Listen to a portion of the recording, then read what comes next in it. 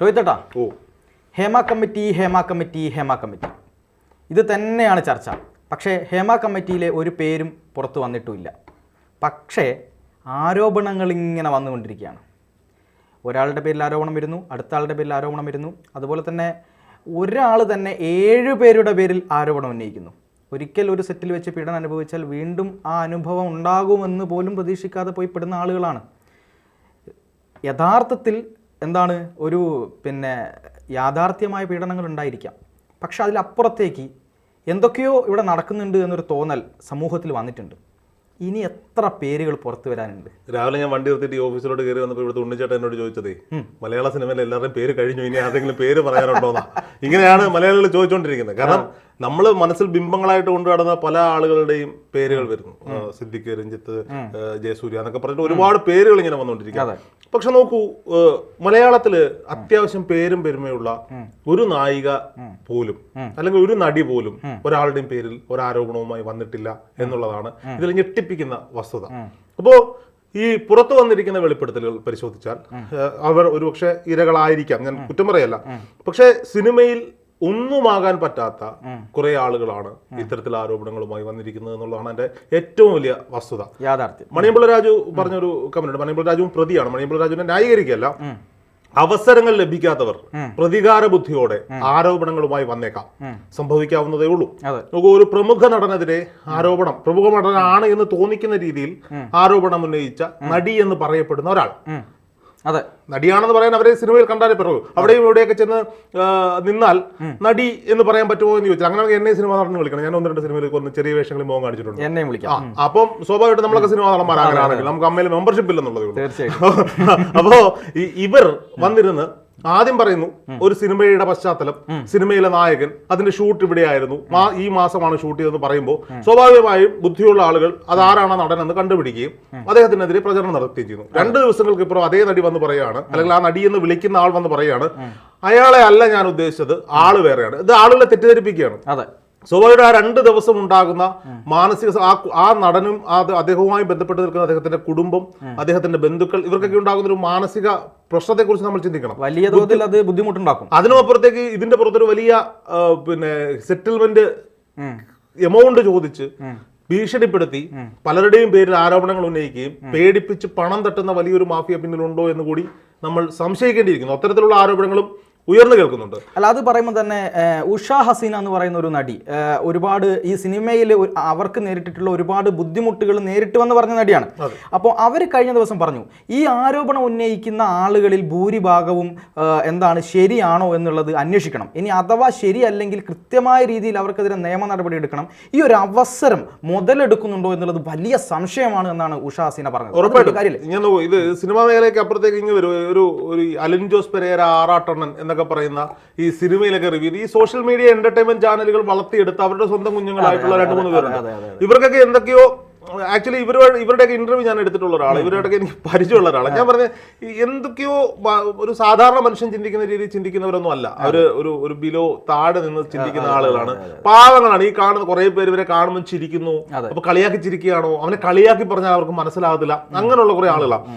ഇവരൊരു ട്രാൻസ്ജെൻഡറിനെ കെട്ടിയിട്ട് പീഡിപ്പിച്ചു എന്ന് പറഞ്ഞ് ചേരാനെല്ലൂർ പോലീസ് കേസെടുത്തിട്ടുണ്ട്. ഇന്നലെ വൈകിട്ട് ഞാൻ ഈ ചേരാനെല്ലൂർ പോലീസ് സ്റ്റേഷനിൽ വിളിച്ചു. ഞാൻ ചോദിച്ചു, സാർ ഇങ്ങനെ ഒരു കേസ് വന്നിട്ടുണ്ട്, അത് എന്താണെന്ന് ചോദിച്ചു. അതിന് പറഞ്ഞു FIR ഇട്ടിട്ടുണ്ട്, ജാമ്യമില്ലാ വകുപ്പുകളാണ്, ഞങ്ങളിത് മെഡിക്കൽ ബോർഡിന് വെച്ചിരിക്കുകയാണ്. എന്താണ് ഈ ആരോപണം ഉന്നയിച്ചിരിക്കുന്ന ആൾ ട്രാൻസ്ജെൻഡർ ആണോ എന്ന് ആദ്യം തെളിയിക്കേണ്ടിയിരിക്കുന്നു. സ്വാഭാവികമായും ട്രാൻസ്ജെൻഡർ ആണോ എന്ന് തെളിയിക്കേണ്ടിയിരിക്കുന്നു. ഇന്നലെ ഇതേപോലെ തന്നെ ട്രാൻസ്ജെൻഡർ കോൺഗ്രസിന്റെ സംസ്ഥാന അധ്യക്ഷയുടെ ഒരു ഇന്റർവ്യൂ ഞാൻ എടുക്കുമ്പോൾ ഞാൻ അവരോട് ഈ വിഷയവുമായി ബന്ധപ്പെട്ട് സംസാരിച്ചപ്പോൾ അവരെന്നോട് പറഞ്ഞത്, കഴിഞ്ഞ 10-12 വർഷമായി എറണാകുളം മേഖലയുമായി ബന്ധപ്പെട്ട് ഞങ്ങൾ പ്രവർത്തിക്കുന്നവരാണ്. ഞങ്ങളുടെ കമ്മ്യൂണിറ്റിയിലെ ഒരു പ്രവർത്തനത്തിലും ഇങ്ങനെ ഒരു ട്രാൻസ്ജെൻഡറെ കണ്ടിട്ടില്ല. ഒരുപക്ഷെ ഞാൻ ആരും ന്യായീകരിക്കുന്നില്ല, ഇത് നടന്നിട്ടുണ്ടോ നടന്നിട്ടില്ലയോ അത് നിയമം തെളിയിക്കേണ്ടതാണ്. നോക്കൂ, അവിടെ ഞാൻ ഇന്നലെ ഈ അലിൻ ജോസ് പെരേര ഇങ്ങനെയൊക്കെയുള്ള ആളുകളുമായിട്ട് സംസാരിച്ചു. എന്താണ് സംഭവിച്ചത് എന്ന് ചോദിച്ചപ്പോൾ ഇവര് എന്നോട് പറയുന്നത്, എന്റെ പൊന്നിയുടെ ഒരു ഫോൺ കോളിൽ പോലും ഞങ്ങൾ ഇവരെ വിളിച്ചിട്ടില്ല, ഞങ്ങളുടെ ഫേസ്ബുക്ക് പോസ്റ്റുകൾക്കടിയിൽ വന്ന് കമന്റ് ഇടാറുണ്ടായിരുന്നു ഇവർ, അല്ലാതെ ഒരു ബന്ധവുമില്ല. പക്ഷെ ഞങ്ങൾക്കൊപ്പം നടന്നിരുന്ന ഒരാൾക്ക് ഇവരുമായി അടുത്ത ബന്ധമുണ്ടായിരുന്നു. ബന്ധം മീൻസ് ഈ റിലേഷൻഷിപ്പ് ഒന്നും അല്ല, എന്തോ ഒരു ബന്ധമുണ്ടായിരുന്നു. അപ്പൊ അവര് എന്തെങ്കിലും ചെയ്തിട്ടുണ്ടോ എന്ന് ഞങ്ങൾക്കറിയില്ല. അവൻ പേരടക്കം സത്യസന്ധമായി പറയാണ്. അപ്പോ അവന്റെ പേര് മാത്രം കൊണ്ടുവന്നൊരു കേസ് കൊടുത്താൽ ഇതാരും ശ്രദ്ധിക്കില്ല. അപ്പോൾ ഈ അലിൻ ജോസ് പെരേര, ആറാട്ടണ്ണൻ എന്നൊക്കെ പറയുന്ന ഇങ്ങ് താഴേക്കിടയിൽ, ഞാൻ അങ്ങനെ അവരെ വ്യക്തിപരമായി കളിയാക്കല്ല, ഈ ഇൻഡസ്ട്രിയില് ഈ താഴേക്കിടയിൽ സിനിമ പിന്നെ കൊട്ടകൾക്ക് മുന്നിൽ വന്നു നിന്നുകൊണ്ട് കോപ്രായങ്ങൾ കാട്ടി വൈറലാകാൻ ശ്രമിക്കുന്ന ഇവരുടെ പേര് പോലും പറയുമ്പോൾ reporter, Asianet, Mathrubhumi, media one പോലെയുള്ള പ്രമുഖ ചാനലുകളിൽ പോലും ന്യൂസ് കാർഡ് അടിക്കുകയാണ്. ട്രാൻസ്ജെൻഡറെ കെട്ടിയിട്ട് പീഡിപ്പിച്ചു, ആറാട്ടണ്ണനും അലിൻ ജോസ് പെരേരയ്ക്കും എതിരെ കേസ്. നമുക്ക് 5 പ്രതികളുണ്ടെന്നാണ് എനിക്ക് അറിയാൻ കഴിഞ്ഞത്. അതിനകത്ത് 5 പ്രതികളുടെ പേരുണ്ട്. ഇവർ 2 പേരുടെ പേരാണ് ഹൈലൈറ്റ് ആവുന്നത്. എന്നാലേ ഈ വാർത്ത ശ്രദ്ധിക്കപ്പെടൂ എന്ന് കൃത്യമായി ഇതിന് പിന്നിൽ ചുക്കാൻ പിടിക്കുന്ന ആരൊക്കെയോ ഇവർക്ക് പറഞ്ഞു കൊടുക്കുകയാണ്. അല്ല രോഹിത്, അത് വലിയൊരു ക്രൂരതയല്ലേ ഇത്? കാര്യം എന്താണെന്ന് വെച്ചാൽ ഈ ട്രാൻസ്ജെൻഡർ എന്ന് പറയുന്ന വ്യക്തിയുമായിട്ട് ഇവർക്ക് യാതൊരു ബന്ധവും ഇല്ലാന്ന് ഇവർ പറയുന്നു. അത് പോലീസിന് തെളിയിക്കാവുന്നതാണ്, അന്വേഷണം നടക്കട്ടെ. പക്ഷേ ഈ ഒരു സാഹചര്യത്തിൽ, ഇത്തരത്തിലൊരു സാഹചര്യത്തിൽ എന്താണ്, ഒരു അവസരത്തിന് വേണ്ടി, അതായത് എങ്ങനെയെങ്കിലും ഫേമസ് ആകണമെന്നൊരു അവസരത്തിന് വേണ്ടി ഈ പറഞ്ഞതുപോലെ അവർ 1-2 റിവ്യൂ ഒക്കെ പറഞ്ഞ് ഇങ്ങനെ ജീവിച്ചു പോകുന്ന ഒരു പാവപ്പെട്ട ആളുകൾ. ഞാനത് ഒരു സിമ്പിൾ ആയിട്ട് ഒരു കാര്യം പറയാം. ഈ അലിൻ ജോസ് ഇങ്ങനെ വന്നിരുന്ന നമ്മൾ സംസാരിച്ചു എന്താണെന്ന് ചോദിച്ചാൽ, ഇപ്പൊ അവൻ പേടിച്ച് പറയുന്ന ഒരുത്തനാ, പൂച്ച പേടിയുള്ള ഒരുത്തനാ. എനിക്കറിയാം ഇവനെ ഞാൻ ഒരുപാട് വിമർശിച്ചിട്ടുണ്ട്. ഞാൻ ഒരുപാട് ഇവനെ കളിയാക്കി കൊന്നിട്ടുണ്ട് ഇന്റർവ്യൂ എടുത്തതിൽ. പലരും അതിനെ എന്നെ വിളിച്ചു, രോഹിത് നിനക്ക് വേറെ പണിയില്ലെന്ന് എന്നോട് ചോദിച്ചവരുണ്ട്.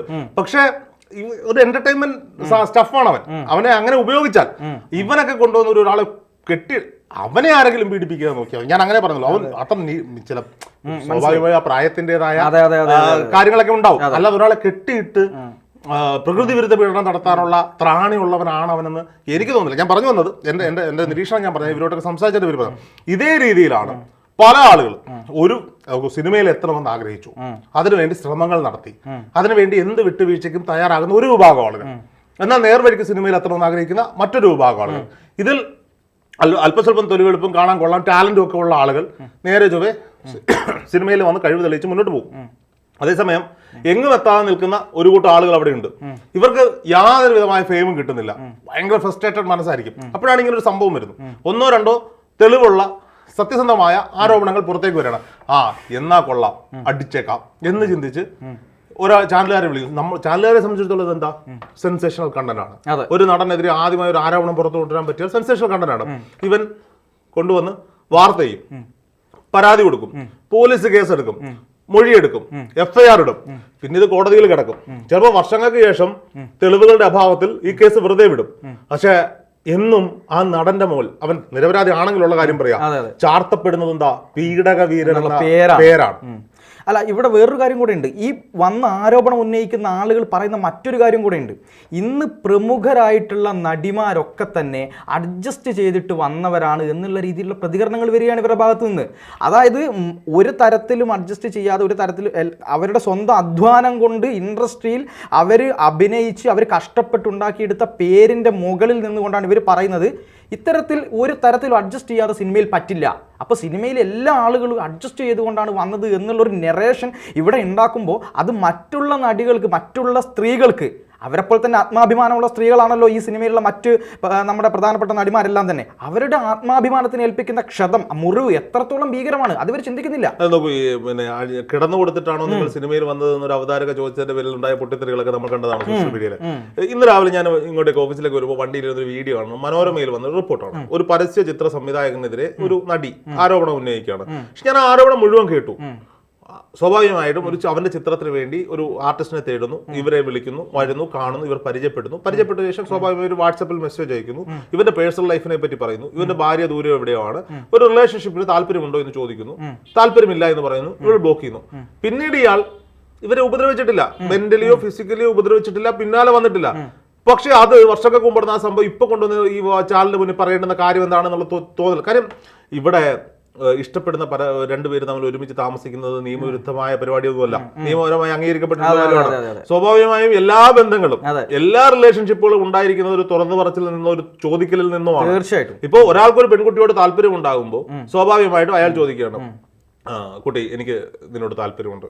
അപ്പൊ ആ കുട്ടിക്ക് നോ പറയാം, യെസ് പറയാം, അത് ആ കുട്ടിയുടെ ചോയ്സ് ആണ്. ഇപ്പോ സ്വാഭാവികമായിട്ട് ഇപ്പം ഉദാഹരണം, ഞാൻ ആരെങ്കിലും ഒരു പ്രമുഖനായി നിൽക്കുന്ന ഒരാൾ, അയാളുടെ ഭാര്യ ഒരു പക്ഷേ അയാളുമായി പിണങ്ങി കഴിയുകയായിരിക്കാം. അപ്പം സ്വാഭാവികമായിട്ട് ഇവിടെ ഇപ്പോ ഭാര്യമാരുള്ള ഒരു വേറെ റിലേഷൻഷിപ്പ് ഉണ്ടാക്കുന്നില്ലേ, ഉണ്ടാക്കുന്നുണ്ട്. അങ്ങനെയാണെങ്കിൽ നിങ്ങൾ നിയമം കൊണ്ട് നിരോധിക്കും. ഡിവോഴ്സ് ആയതിനു ശേഷം നീ ഒരു റിലേഷൻഷിപ്പിൽ പോയാൽ മതി. അതെ, നോക്കൂ, മനുഷ്യന്റേതായ ദാഹമുണ്ട്, പലതരത്തിലുള്ള അതെ, ദാഹമുണ്ട്. അതെ, അതെ. അത് തീർക്കാൻ പീഡിപ്പിക്കാൻ പോകുന്നതിനേക്കാൾ നല്ലതാണ് ഒരാളോട് സമ്മതം ചോദിക്കുക. ഞാൻ തീർച്ചയായിട്ടും അയാളോട് ചോദിക്കുകയാണ്, നിങ്ങൾക്ക് താല്പര്യമുണ്ട്? അതെ.